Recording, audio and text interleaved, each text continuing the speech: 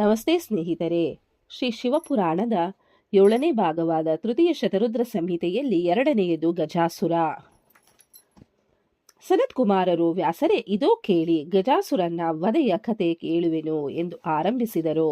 ಹಿಂದೆ ಲೋಕಕಂಟಕನಾಗಿದ್ದ ಮಹಿಷಾಸುರನನ್ನು ಮರ್ದಿಸಲು ಆದಿಶಕ್ತಿಯ ಅವತಾರವಾಯಿತಷ್ಟೇ.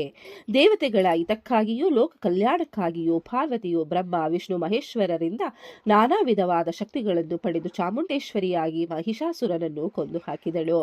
ಆ ಮಹಿಷಾಸುರನ ಮಗನೇ ಗಜೇಂದ್ರ, ಅಂದರೆ ಗಜಾಸುರ.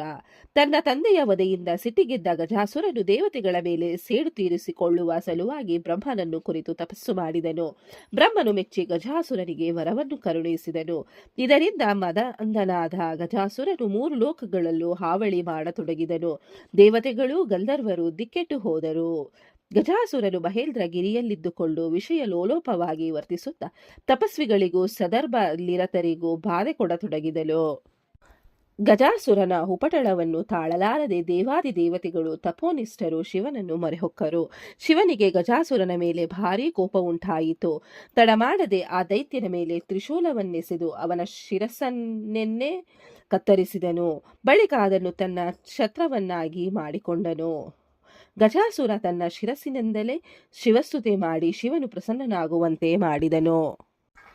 ಬಳಿಕ ಗಜಾಸುರನು ಕಾಶಿ ವಿಶ್ವನಾಥನನ್ನು ಕುರಿತು, ಮಹಾದೇವ, ನೀನು ಕರುಣಿಸಿರುವೆ, ದಯಮಾಡಿ ನನ್ನ ದೇಹದ ಚರ್ಮವನ್ನು ನಿನಗೆ ಕೃತಿವಾಸವನ್ನಾಗಿ ಮಾಡಿಕೊಳ್ಳಬೇಕು ಎಂದು ಪ್ರಾರ್ಥಿಸಿದನು.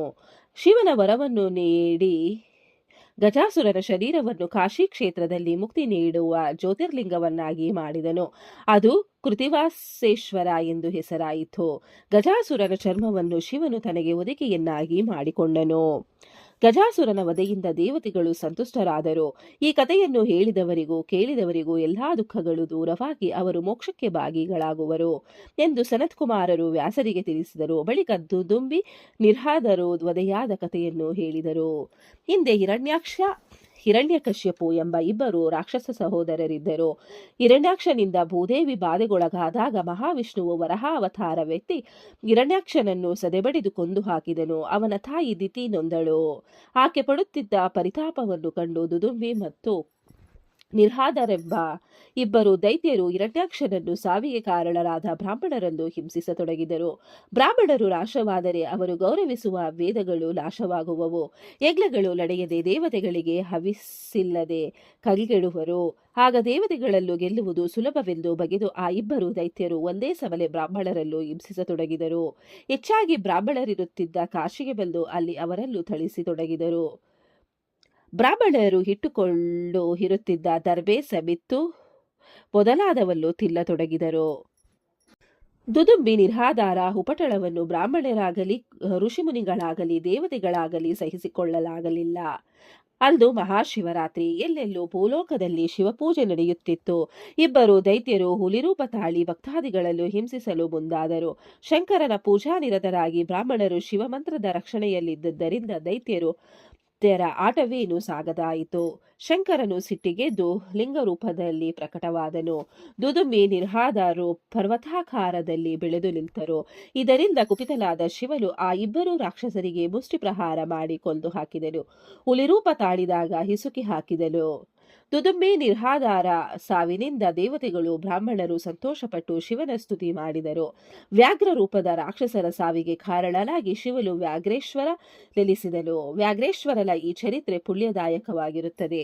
ಇದನ್ನು ಕೇಳುವವರಿಗೆ ಆಯುರಾರೋಗ್ಯ ಸಂಪತ್ತುಗಳು ಸಿದ್ಧಿಸುತ್ತವೆ, ವಿಕಾರಗಳು ದೂರವಾಗಿ ಪರಮಜ್ಞಾನ ಲಭಿಸುತ್ತದೆ ಎಂದು ಸನತ್ಕುಮಾರರು ವ್ಯಾಸರಿಗೆ ತಿಳಿಸಿದಾಗ ವ್ಯಾಸರು ಹರ್ಷಿತರಾದರು. ಈ ಅಧ್ಯಾಯವನ್ನು ಕೇಳಿದವರು, ಓದಿದವರಿಗೂ ಶ್ರವಣ ಮಾಡಿದವರಿಗೂ ಆ ಭಗವಂತ ಒಳ್ಳೆಯದನ್ನು ಮಾಡಲಿ. ಓಂ ನಮಃ ಶಿವಾಯ. ಧನ್ಯವಾದಗಳು ಸ್ನೇಹಿತರೆ. ವಿಡಿಯೋ ನೋಡಿಕ್ಕೆ ಎಲ್ಲರಿಗೂ ಧನ್ಯವಾದಗಳು. ನಿಮಗೆ ಈ ವಿಡಿಯೋ ಇಷ್ಟ ಆಗಿದ್ರೆ ಪ್ಲೀಸ್ ಒಂದು ಲೈಕ್ ಮಾಡಿ. ನೆಕ್ಸ್ಟ್ ಇನ್ನು ಜಾಸ್ತಿ ವಿಡಿಯೋ ಹಾಕ್ತೀವಿ. ಹಾಗೆ ನಿಮ್ಮ ಫ್ರೆಂಡ್ಸ್ಗೆ ಶೇರ್ ಮಾಡಿ ಮತ್ತೆ ಸಬ್ಸ್ಕ್ರೈಬ್ ಮಾಡಿ. Thank you very much.